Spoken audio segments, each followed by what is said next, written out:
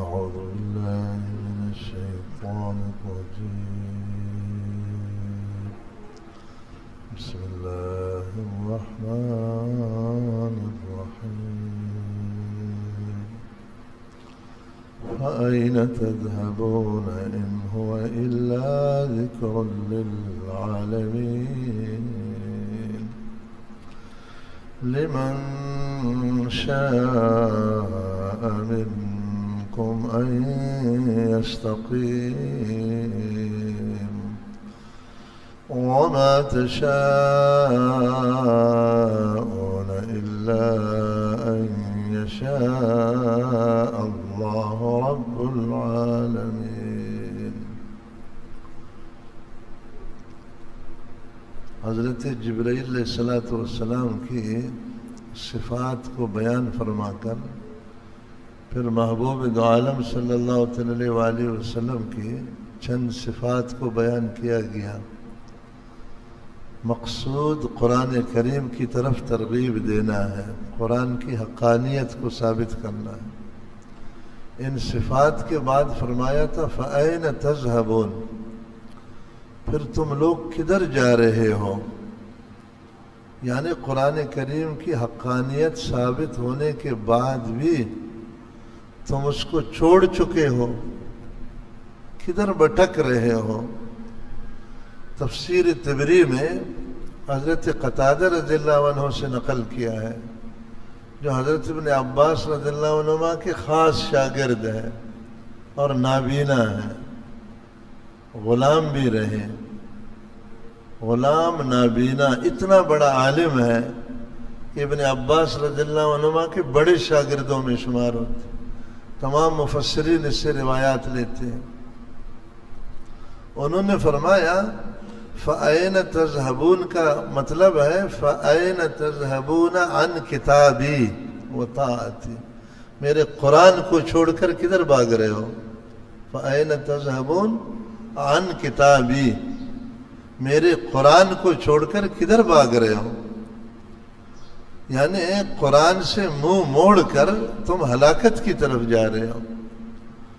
امام قرطبی رحمہ اللہ نے امام لغت زجاج لغوی سے نقل کیا ہے کہ فَأَيْنَ تَذْهَبُونَ کا مطلب ہے فَأَيُّ طَرِيقَةٍ تَسْلُكُونَ أَبْيَنَ مِنْ هَذِهِ الطَّرِيقَةِ الَّتِي بُيِّنَتْ لَكُمْ، تم بتاؤ کون سا راستہ ہے جو ہمارے قرآن کے بتلاوے راستے سے زیادہ واضح ہے؟ دکھاؤ مجھے نا، کدھر ہے جس پر تم چلنا چاہتے ہو؟ کون سی کتاب ہے جو قرآن کے برابر ہو؟ تم اس کے پیچھے بھاگتے ہو اور قرآن کو چھوڑ دیتے ہو. یعنی قرآن کریم کی طرف اللہ جل شانہ دعوت دینے کا ایک خاص انداز استعمال فرما رہے ہیں. البحر المدید میں بہت معتبر تفسیر ابن عجیبہ کی، اس میں حضرت جنید بغدادی رحمۃ اللہ علیہ سے عجیب تفسیر نقل کی. امام قرطبی نے بھی اس سے نقل کیا. فرمایا فَأَيْنَ تَذْهَبُونَ کا ترجمہ ہے فَأَيْنَ تَذْهَبُونَ عَنَّا. یہ عاشقانہ تفسیر ہے جنید بغدادی رحمۃ اللہ علیہ. مجھے چھوڑ کر کہاں منہ کالا کرنے کے لیے جاتے ہو؟ مجھے چھوڑتے ہو. فَأَيْنَ تَذْهَبُونَ عَنَّا، ہمیں چھوڑ کر جاتے ہو.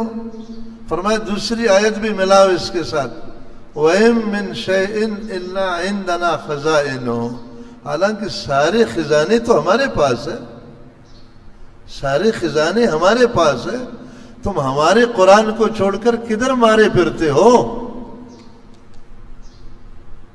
بعض مفسرین نے، علامہ طنطاوی بہت بڑے عربی مفسر ہے، متاخرین مفسرین میں سے، حضرت حکیم الامہ قدس سرہ نے بھی اسی کو نقل فرمایا. انہوں نے کہا کہ اس میں توقیع ہے، یعنی ڈانٹ ہے. اس آیت میں اللہ تعالیٰ ڈانٹ دے رہے ہیں مسلمانوں کو کہ قرآن کے علاوہ کوئی راستہ تمہارے پاس ہے ہی نہیں، کدھر جانا چاہتے ہو؟ جاؤ، پتہ چلے گا کدھر جا رہے ہو. یہ ڈانٹ ہے. فَأَيْنَ تَذْهَبُونَ، یعنی اس کا مطلب ہے کہ قرآن کے علاوہ تمہارے پاس کوئی راستہ ہے ہی نہیں. جس راستے پر چلو گے وہ تمہیں گڑھے میں ڈال دے گا. اس میں ڈانٹ دینا مقصود ہے ان لوگوں کو جو قرآن کریم سے بھاگتے ہیں. آگے پھر ارشاد فرمایا ان ہوا نہیں ہے یہ قرآن الا ذکر للعالمین، سارے عالموں کے لیے ہدایت ہے، سارے عالموں کے لیے نصیحت ہے، سارے عالموں کو راستہ دکھانے والا ہے. مگر یاد رکھنا نصیحت تو سب کے لیے ہے، مگر فائدہ صرف طالبین کو ہوگا، جن کو طلب ہوگی، جن کو شوق ہوگا، جن میں عاجزی ہوگی، جو اپنے کو نکما سمجھیں گے، قرآن سے تعلق قائم کریں گے، ان کو ہدایت ہوگی، ورنہ نہیں ہوگی. ان ہوا نہیں ہے یہ قرآن کریم الا ذکر، مگر ایک نصیحت اور ہدایت ہے، للعالمین، تمام عالموں کے لیے. مگر یاد رکھنا لمن، فائدہ اس شخص کو ہوگا کہ شاء منکم، چاہتا ہو تم میں سے کہ ان یستقیم، وہ سیدھا ہو جائے گا. جو سیدھا ہونا چاہتا ہے فائدہ اس کو ہوگا. جو سیدھا ہونا نہیں چاہتا، ٹیڑھے ہونے پر راضی ہے، بھلے راضی رہے، اللہ تعالیٰ کا کیا نقصان ہے. ایک مطلب آیت کا یہ ہے کہ اللہ تعالیٰ ڈرانے والوں کو، نصیحت کرنے والوں کو یہ بتلا رہے ہیں کہ تمہاری ذمہ داری فارغ ہو گئی. یعنی انبیاء علیہ السلام اور ان کے وارثین جو علماء ہیں، ان کو اللہ تعالیٰ کہہ رہے کہ تم نے لوگوں کو ڈرایا، سمجھایا، بس تم فارغ ہو گئے. لمن شاء، جس کا جی چاہتا ہے، منکم، تم میں سے، سننے والوں میں سے، ان یستقیم، سیدھا ہو جائے. جس کا نہیں جی چاہتا ہماری بلا سے. اللہ تعالیٰ اپنا استغنا ظاہر فرما رہے ہیں کہ ہمیں تمہاری ضرورت نہیں ہے، تمہیں ہماری ضرورت. دوسرا مطلب یہ ہے کہ قرآن کریم کی نصیحت سے فائدہ صرف اس شخص کو ہوگا جس میں ہدایت کی سچی طلب ہوگی، کیونکہ یہ نسخہ شفا ہے، مریض قلب کو ٹھیک کرتا ہے. مگر شفا کے لیے شرط یہ ہے کہ مریض اس نسخہ کو استعمال بھی تو کرے نا. مریض استعمال نہیں کرے گا شفا کیسے ہوگی؟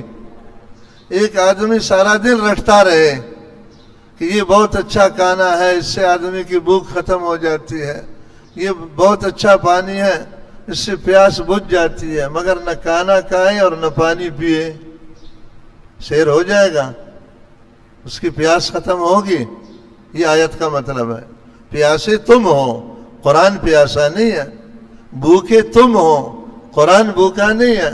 اگر تم اپنی بھوک مٹانا چاہتے ہو تو آؤ قرآن کے ساتھ ٹچ ہو جاؤ. نہیں چاہتے ہو ہماری بلا سے بھوکے رہو. یہ آیت کا دوسرا مطلب ہے، یعنی طلب اس میں شرط.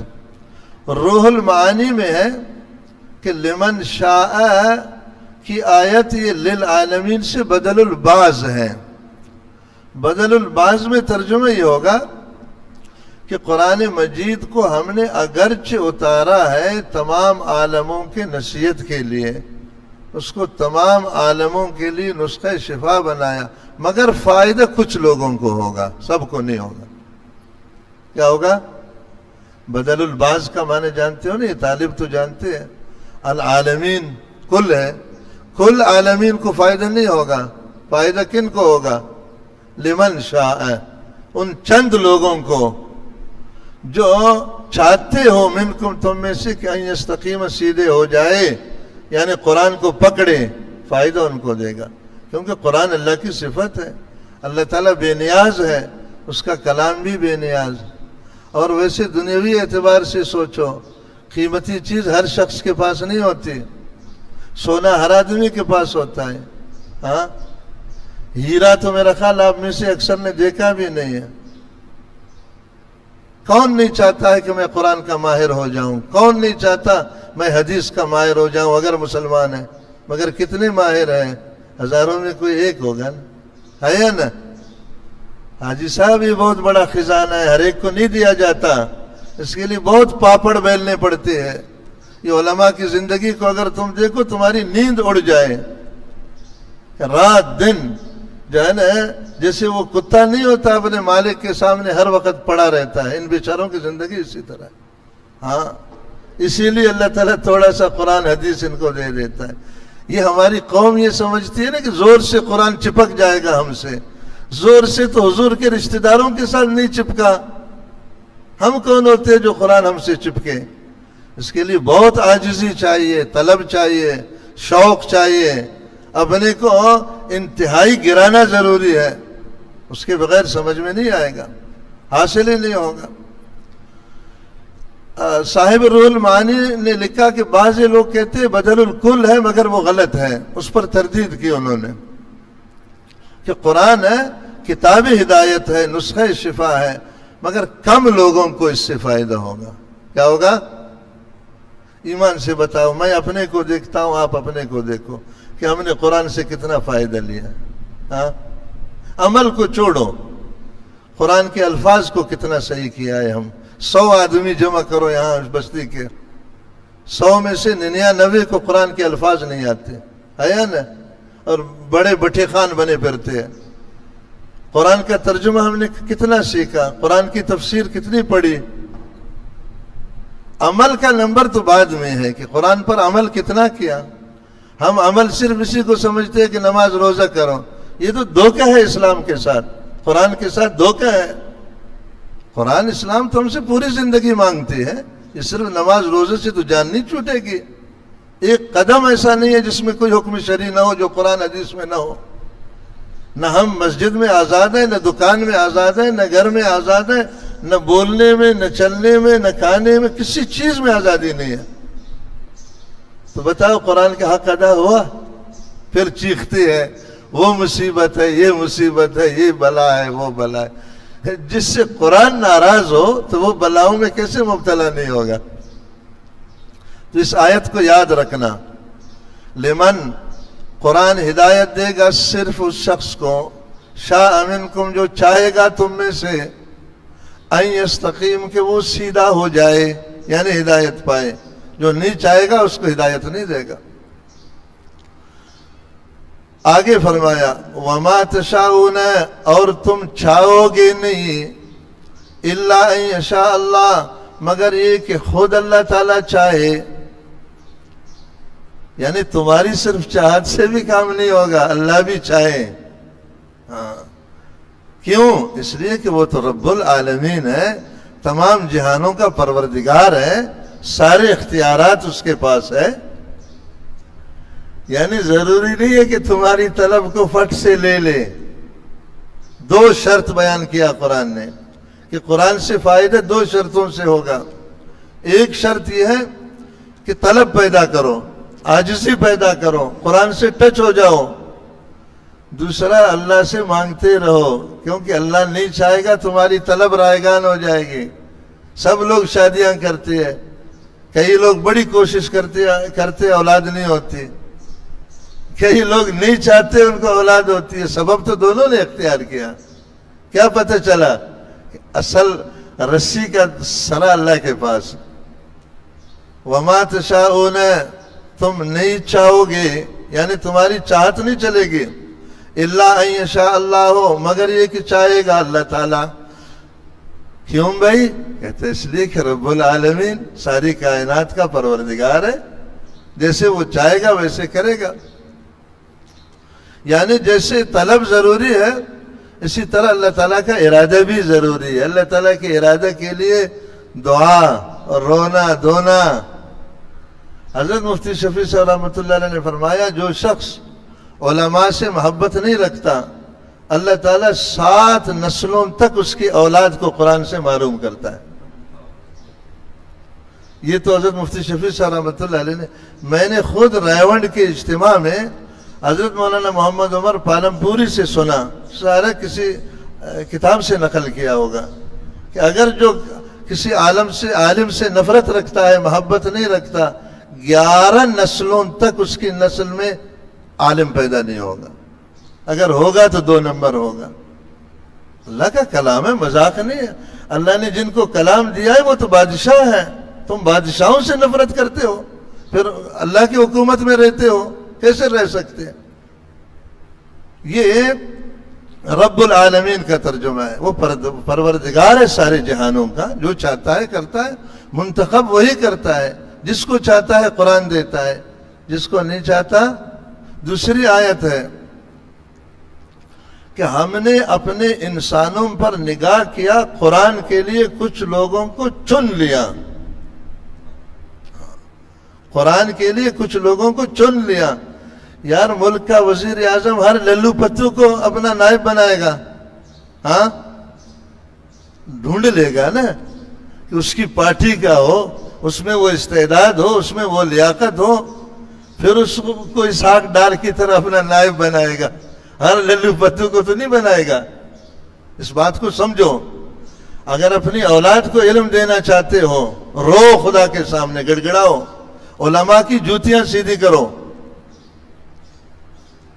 یہ جو علماء ہے نا، مشائخ ہے، یہ اللہ تعالیٰ کے فوجی ہیں۔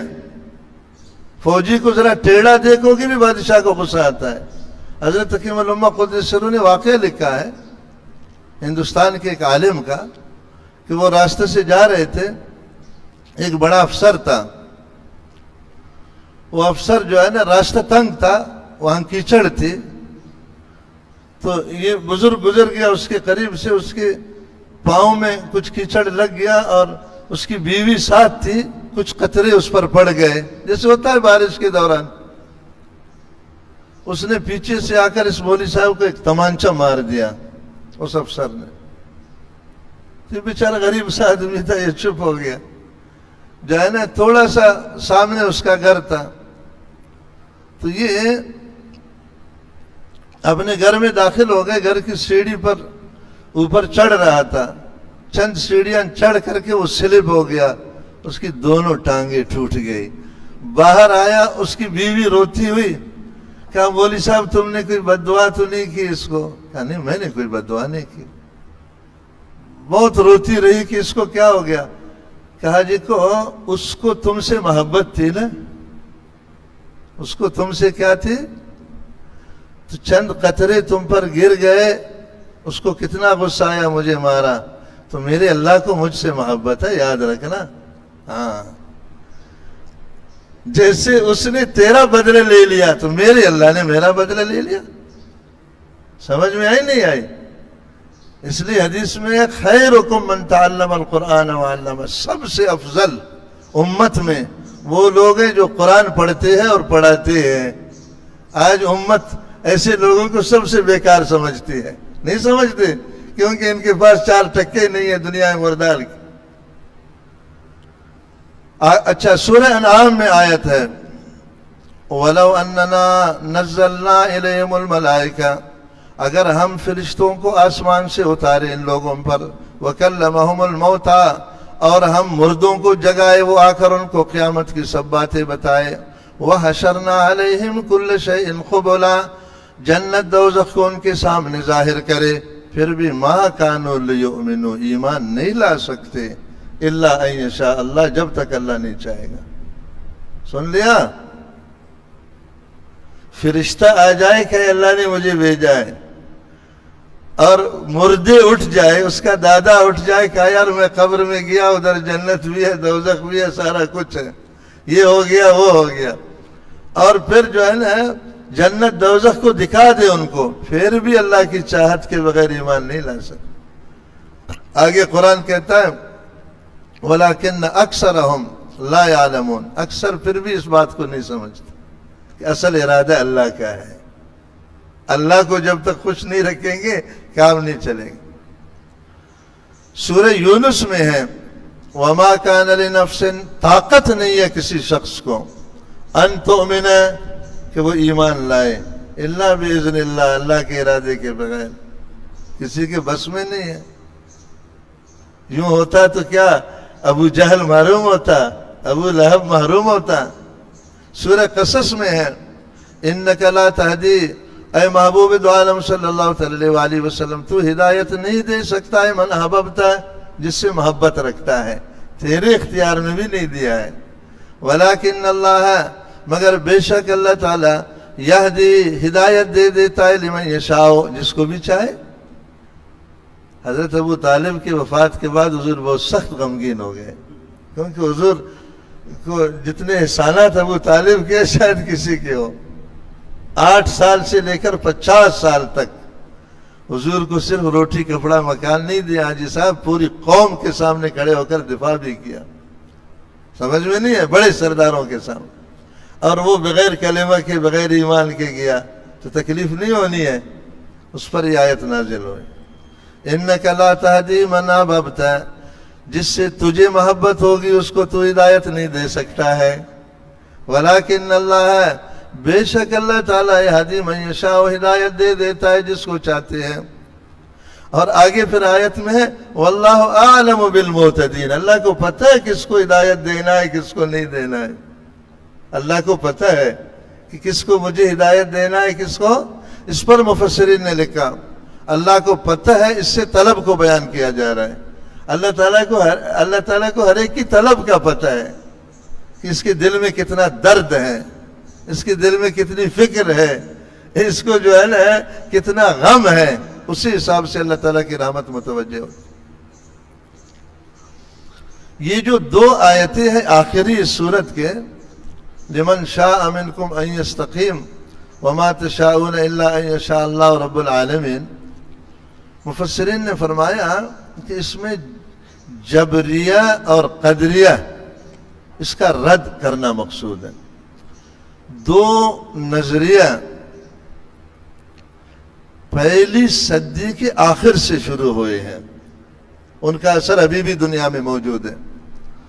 एक नजरिया है, उसको जबरिया कहते हैं उन लोगों को, यानी वो कहते हैं हम मजबूर महज हैं। जैसे पत्थर को आप धूप में डालो या साया में डालो, वो कुछ नहीं कर सकता है। इसी तरह हम मजबूर है, जैसे अल्लाह चाहेगा हम वैसे करेंगे, अल्लाह नहीं चाहेगा हम नहीं करेंगे। अगर वो गुनाह करता है उससे कहो क्यों गुनाह कर रहा है, कहा अल्लाह ने चाहा था इसलिए गुनाह किया। वो फराइज छोड़ता है, उसको कहो क्यों छोड़ते हो, कहा अल्लाह ने चाहा था तो इसलिए मैंने छोड़ दिया। एक अकीदा ये रहा, ये भी अपने को मुसलमान कहते थे, जबरिया। अल्लाह ताला ने इसको पहली आयत से रद्द किया, लिमन शाअ मिनकुम अन यस्तकीम, जो तुम में से चाहेगा, इरादा करेगा, तलब पैदा करेगा तो मैं उसको हिदायत दे दूंगा। यानी क्या मतलब, तुम्हारे अंदर इरादा है, तुम्हारे अंदर इख्तियार है, तुम अपने इख्तियार से खैर और शर करते हो, ठीक है ना। दूसरा नजरिया कदरिया का है। कदरिया उन लोगों को कहते हैं जो तकदीर का इनकार करते थे, ये उल्टा नाम है। बरअक्स नाम नेहंद जंगीरा काफूर, जो जंगीर हबशी, एक बहुत बड़ा मशहूर बादशाह गुजरा है हबशी, उसका नाम काफूर रखा था। ये मुतनबी जो पढ़ते हैं ना मौली साहिबान, उसमें जो है ना उससे मुतालिक मुतनबी बड़े बड़े अशार कहता है। तो ना है खुद जंगी काला, मगर नाम रखा उसका काफूर। काफूर सफेद होता है काला होता है? काफूर तो सफेद होता है ना, जो कपड़ों में रखते हैं कि छुए मुए न काटे, उसको काफूर कहते हैं। तो ये कदरिया का नाम तो कदरिया नहीं होना चाहिए था, क्योंकि तकदीर को मानते नहीं है, मगर इनका नाम रखा कदरिया, तकदीर वाला। समझ में नहीं आई बात? ये लोग ये कहते हैं कि हर काम इंसान अपने इख्तियार से करता है, तकदीर वकदीर कोई चीज नहीं है। जो कुछ हम चाहेंगे वही करेंगे, जो नहीं चाहेंगे वो नहीं करेंगे। इसका रद्द है, वमा तशाऊन इल्ला अन यशा अल्लाह, तुम्हारी चाहत से कुछ नहीं होगा जब तक अल्लाह ताला नहीं चाहेंगे। इनके बीच में अहले सुन्नत वल जमात का अकीदा है, मुसलमानों का असली अकीदा है। जबर और कदर के बीच में अहले सुन्नत का अकीदा, यानी अल्लाह ने हमें इख्तियार दिया है। क्या किया है? तो ये जबरिया का इनकार हो गया, मगर फुल इख्तियार नहीं दिया जी साहब, फुल पावर इख्तियार नहीं है, ठीक है ना। रस्सी का सरा हमारे हाथ में है, मगर दूसरा सरा अल्लाह के हाथ में है। फुल पावर नहीं है, فل پاور اللہ کا ہے. یہ قدریہ کی نفی ہو گئی. قدریہ کہتے تھے اللہ کا اختیار نہیں ہے نا. اہل سنت والجماعت کہتے ہیں نہیں، اللہ کا اصل اختیار ہے، ہمارے پاس تھوڑا سا اختیار ہے. اس کی مثال اہل سنت یہ دیتی ہے کہ ایک رسی ہے، ایک جو ہے نا سرا اس کا آپ کے ہاتھ میں ہے، دوسرا سرا ادھر ایک طاقتور پہلوان کے ہاتھ میں ہے. ٹھیک ہے، رسی کو تم بقدر جو ہے نا طاقت استعمال کر سکتے ہو، مگر اس نے اگر کھینچا تو تمہاری ساری قوم جمع ہو جائے، اس رسی کو نہیں روک سکتے. اس لیے شریعت نے ہمیں کیا کہا؟ توکل اختیار کرو. توکل کا مطلب ہے جائز سبب اختیار کر کے نتیجہ اللہ کا حوالے کرو. جائز سبب اختیار کیا نے رسی کے ایک طرف کو پکڑ لیا، باقی نتیجہ دوسرا سائڈ ہے، وہ تو اللہ کے پاس. آپ بیمار ہیں، آپ کو اس کا اختیار ہے کہ دوا استعمال کرو، یہ جائز سبب ہے. پرہیز کرو، یہ جائز سبب ہے. باقی صحت ملے گی نہیں ملے گی یہ دوسرا حصہ ہے رسی کا، یہ تمہارے ہاتھ میں نہیں ہے. کئی لوگ زندگی بھر علاج کرتے ہیں چھوٹی سے ایک بیماری کے، ٹھیک نہیں ہوتے، ہے یا نہیں ہے؟ بڑے بڑے ڈاکٹر جن بیماریوں کا علاج کرتے ہیں اسی میں مرتے ہیں. آپ سرچ کرو. کئی ایسے ہیں کہ وہ بڑا سبب بھی استعمال نہیں کرتے. دیہاتوں میں آپ نے دیکھا ہے کوئی قہوہ پی لیتا ہے اس سے ٹی بی ٹھیک ہو جاتی ہے جو ہے نا کوئی پتوں والی چیز جو ہے نا پکا کر کھا لیتے ہیں، اس سے کئی بیماریاں، ایسے بہت سے واقعات. یہ روزی کا معاملہ بھی ایسا ہے کہ آپ جائز سبب اختیار کرو روزی کے لیے، یہ تمہارے اوپر ضروری ہے. باقی نتیجہ، مگر ہم جاہل ہیں، ہم کہتے ہیں نہیں نتیجہ بھی ہمارے ہاتھ میں لینا ہے. اس لیے پھر نہ حلال کو دیکھتے ہیں نہ حرام کو دیکھتے ہیں.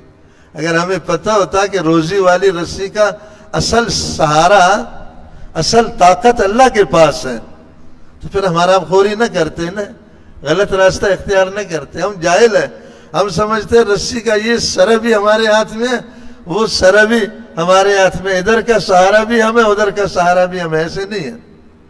اس لیے جو سمجھدار لوگ ہیں روزی کے لیے ایک تو جائز سبب اختیار کرتے ہیں، ناجائز نہیں کرتے.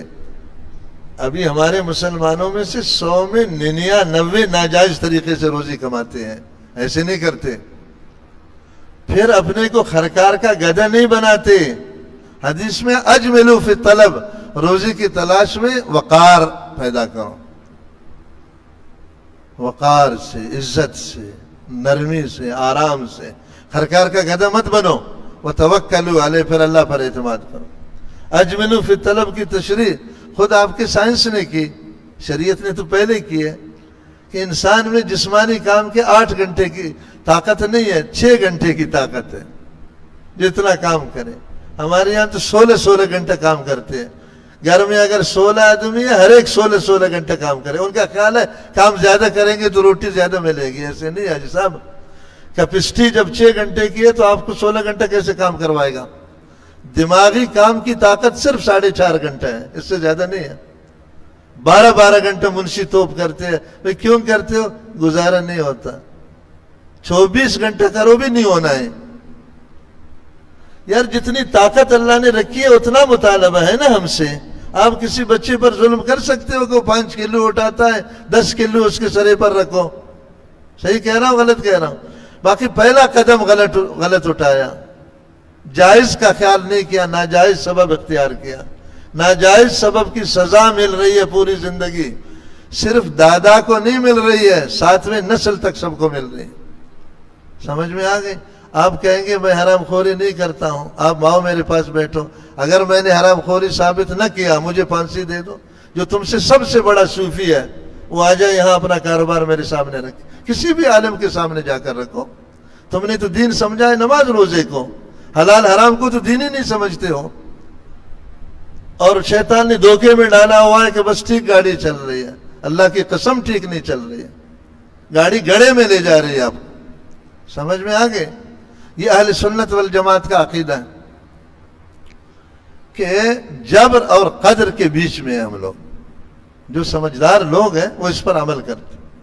ہمارے ایک تبلیغی جماعت کے ساتھی تھے یہاں کراچی میں، آج کل مکہ مکرمہ میں ہیں، عالم تھے، وہ ہمارے دوست تھے. وہ یہاں جو ہے نا 1 گھنٹہ ہفتہ میں جو ہے نا 1 گھنٹہ ایک دکان چلاتے تھے. 1 گھنٹہ ایک دن، دوسرا گھنٹہ دوسرے دن، پورا ہفتہ بند رکھتے تھے. اسی سے لاکھوں وہ کما رہے تھے. میرا خیال ہے کوئی 3-4 سال تبلیغی جماعت میں سال لگایا اس نے. سمجھے نہیں سمجھے؟ لوگ اس سے پوچھتے تھے کہ اتنے تھوڑے سے وقت میں اتنا پیسہ آپ کماتے ہو. کہا میں پیسہ زیادہ نہیں کماتا، میں برکت زیادہ کماتا ہوں. 1 روپیہ میں لاکھ روپیہ کی برکت ہوگی. سمجھ میں نہیں آئے؟ حضرت جنید بغدادی رحمۃ اللہ علیہ اس موضوع پر تقریر کر رہے تھے. ان کے حالات میں لکھا ہے، ایک شخص آیا برکت پر. حضرت برکت، یہ برکت کیا چیز ہے؟ کوئی نوٹ ہے؟ کہا جی نوٹ ہے. حضرت نے اپنے جیب سے 1 درہم نکالا، 1 روپیہ. حج کے دن چل رہے تھے. کہا یہ 1 روپیہ لے لو، حج کا شوق ہے تم کو؟ اس نے کہا جی شوق ہے. کیسے نہیں ہے؟ کہا یہ 1 روپیہ لے لو، جاؤ حج کرو، جو پیسہ میرا واپس بچ گیا وہ مجھے دے دینا. اس نے تو مذاق سمجھا اس کو. یہ سبب میں نے آپ کو دے دیا، برکت والا روپیہ، اور آپ جو ہے نا جاؤ دعا کرو خدا تعالیٰ سے کہ اللہ پیسے کا بندوبست ہو گیا، آگے آپ کرو. وہ بیچارہ جا کر دعا کرنا شروع کیا. پہلے قافلے چلتے تھے، آج کل تو جہاز وغیرہ جاتے ہیں نا، اونٹوں کے قافلے. اتفاق یہ اللہ کی طرف سے سارا کچھ ہوتا ہے. ایک قافلہ ان کے علاقہ میں آ گیا، ان کا ایک صاحب فوت ہو گیا قافلہ والوں. انہوں نے وہاں جنازہ کر کے تدفین کیا. اب اس کی اونٹ کو کون لے جائے؟ سارے پریشان. ادھر آ گئے مولوی صاحب کے پاس، مسجد کے مولوی صاحب کے پاس، کہ یار آپ کے بستی کا کوئی ایسا آدمی نہیں ہے جو حج کرنا چاہتا ہو؟ مولوی صاحب نے لوگوں سے پوچھا تو وہ صاحب نے کہا کہ یار میں تو بہت دعا کر رہا ہوں حج کے لیے. کہا یار تم یہ کرو، ہمارے ساتھ آ جاؤ، یہ اونٹ کو سنبھالو، آپ کا سارا خرچہ ہم دے دیں گے. ظاہر ہے اونٹ تو بلا ہے. یار اگر ایک گاڑی ہے، اس زمانے میں اونٹ ایسا ہوتا تھا جیسے آپ کا پراڈو ہے، ڈرائیور نہ ہو اس کو کیا کریں گے آپ؟ سمجھ میں نہیں، گلے میں پڑ جائے گا نا. تو یہ گیا، پورا سفر حج کا ہو گیا. اس زمانے میں کئی مہینے لگتے تھے. اس کا ایک پائی بھی خرچ نہیں ہوا. واپس جب آگے حضرت جنید کے پاس پہنچا، حضرت جنید نے جب دیکھا فرمایا بھی ہمارا بقیہ پیسہ واپس کرو. اس نے آنکھیں نیچے کر کے وہ روپیہ نکال کر کہا حضرت یہ تو بالکل خرچ نہ ہوا. کہ اب پتہ چلا برکت کس چیز کو کہتے ہیں. اللہ کی قسم یہ حرام میں نہیں ہوتا ہے. اس کو لکھ لو اپنے دلوں میں. خرکار کا گدھا کیا کہ کسائی کا کتا کوئی اپنے کو بنائے، اللہ کی قسم برکت نہیں ہو. اس لیے خدا کا واسطہ تجارت کے احکامات سیکھو، ملازمت کے احکامات سیکھو، بے باطل سے نکل جاؤ، بے فاسد سے نکل جاؤ، اللہ کو ناراض مت کرو. یہ نمازوں روزوں سے کام نہیں بنے گا جب تک حلال حرام کا اہتمام نہیں کریں گے. سمجھ میں آ گئے؟ اللہ ہمیں سمجھ بھی دے دے، ہدایت بھی نصیب کرے. سبحان اللہ و بحمدہ، سبحانک اللہم و بحمدک، نشہد ان لا الہ الا انت، نستغفرک و نتوب الیک.